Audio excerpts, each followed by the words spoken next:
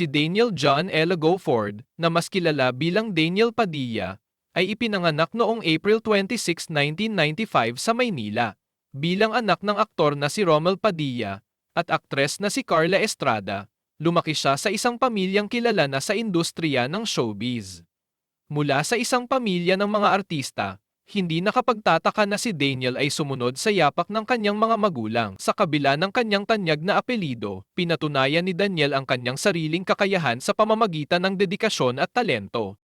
Nag-aral si Daniel sa AMA Education System, ngunit maaga siyang huminto upang ituon ang pansin sa kanyang karera sa pag-arte.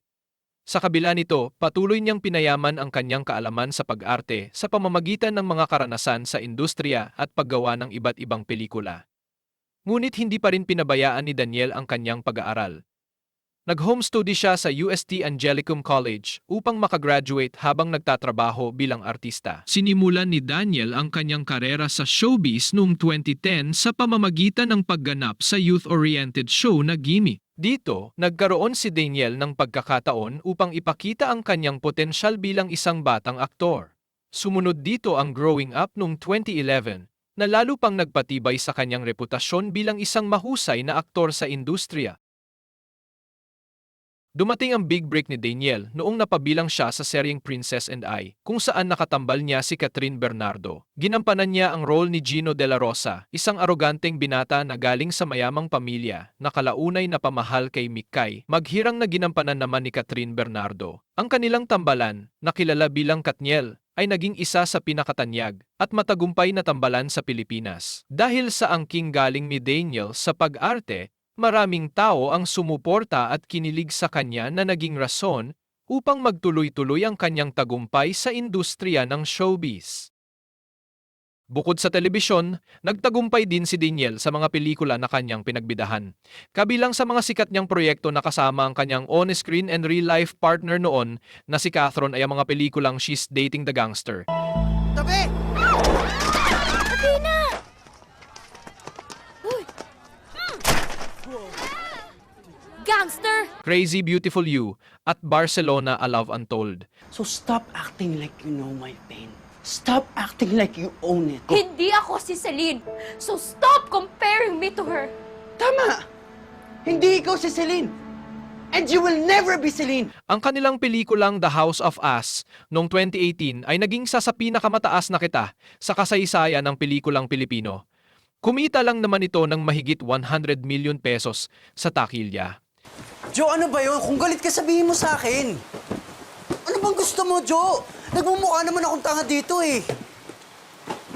Kung galit ka, murahin mo ako. Gusto mo ba? Saktan mo na lang ako. Oo, ano? Jo, ano? Ano ba? Ayaw mo na ba? Pagod ka na ba? Dahil dito, nakatanggap si Daniel ng iba't ibang parangal, kabilang ang FAMAS Award para sa Best Actor at PMPC Star Award para sa Movie Actor of the Year.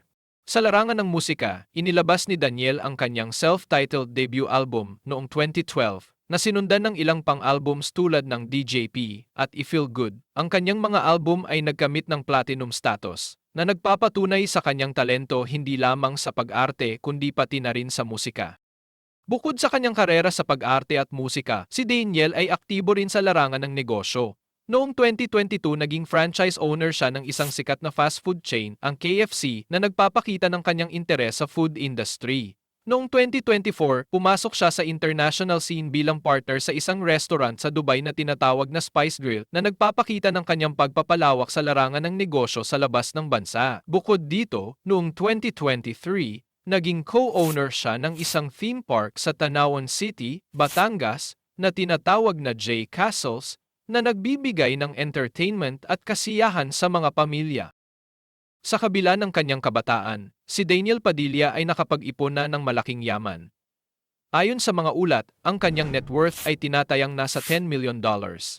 Ang yaman na ito ay nagmula sa kanyang mga proyekto sa telebisyon, pelikula, musika, at iba't ibang endorsements. Kabilang sa kanyang mga ine-endorso ang mga kilalang brand na nagdadagdag sa kanyang kita. Noong December 2023, napabalitang ibebenta na ang tahanan ng pamilya ni Daniel sa Quezon City sa halagang 50 million pesos.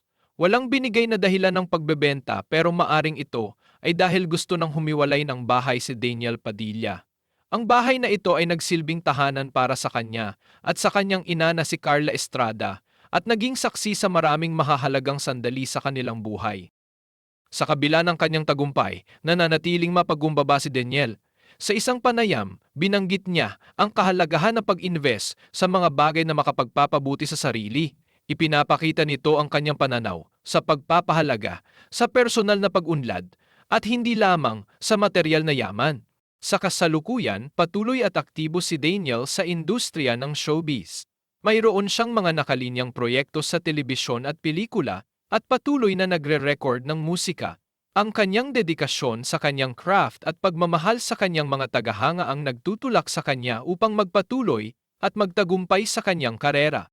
Mula sa kanyang simpleng simula hanggang sa pagiging isa sa pinakamatagumpay na personalidad sa industriya ng showbiz at negosyo, pinatunayan ni Daniel Padilla na ang kombinasyon ng talento, dedikasyon, at tamang paghawak sa oportunidad ay susi sa tagumpay. Ang kanyang kwento ay patunay na sa kabila ng mga hamon, ang pagsusumikap at pagmamahal sa ginagawa ay magdadala sa iyo sa rurok ng tagumpay.